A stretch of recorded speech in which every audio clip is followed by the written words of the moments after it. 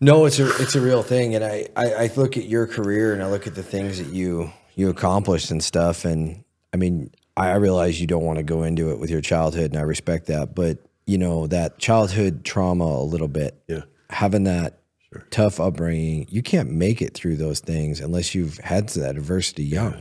You No, can't. It's right. You know, and you know, I used to wonder, you know, why me? Like I would think about it. But you know, one of the things, and I would offer this, you know, up just as, you know, it's happened to a lot of kids. I remember, you know, I was getting a pretty good pounding from somebody, you know, and I remember I just told my mom. She said, I think I was 7, and I said, yeah, I'm not going to cry anymore.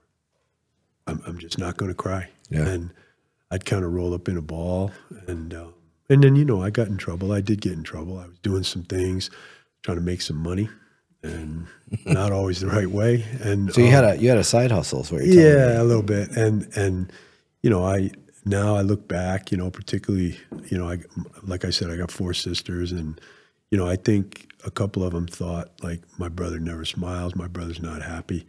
I mean, I think I was busy, you know. Yeah. And I'll just give you one because they can't do this anymore. So one winter, my mom was telling me, and I wasn't that long out of a juvenile detention facility, and I remember my mom said, you're gonna have to quit school because we need the money. They're gonna shut our heat off. They can't do that anymore. But Right. So I was like, Mom, I can't, you know, look at me. I'm like a athlete. I'm doing my thing. She goes, we got to get the money. So I was working for this New England farmer, different afternoons. And I mean, all I remember in New England was crappy soil. All I did was pick rocks out of there. We were building this rock wall. That's what they do in New England. And I came down. I said, can I go to work for you full time? He said, what's the matter? And I said, well, they're going to shut our heat off. I got to get some money.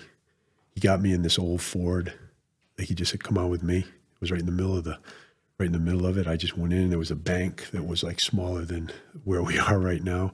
He came out and he had $500, and he said, take this.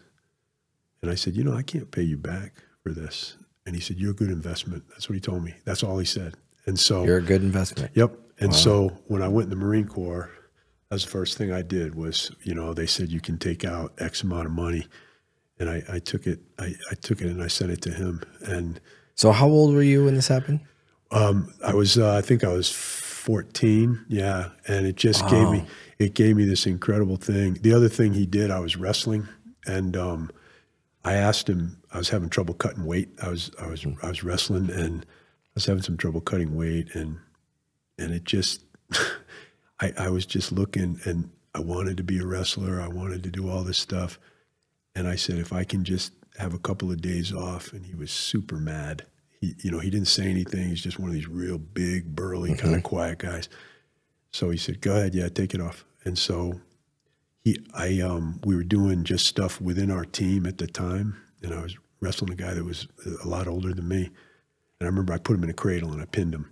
And I looked up, and there he was. There was this guy, Mr. Welsh, Frank Welsh. He's just standing there, and he just like made a fist and pumped it. So, and then he left. So the next day I came, feeling pretty good about myself.